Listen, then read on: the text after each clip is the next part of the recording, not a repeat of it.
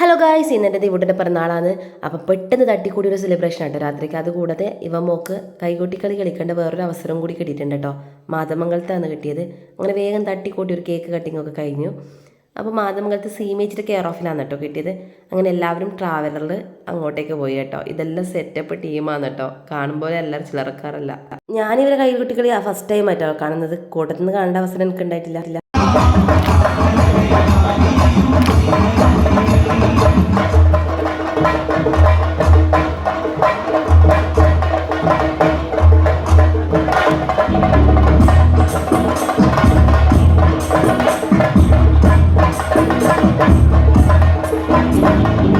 എല്ലാവരും സൂപ്പറായിട്ട് കളിച്ചിട്ടുണ്ട് കേട്ടോ. അതുകൂടാതെ അവിടുന്ന് നമുക്ക് ഭക്ഷണവും കിട്ടിയിട്ടുണ്ടായിരുന്നു, നല്ല സദ്യ.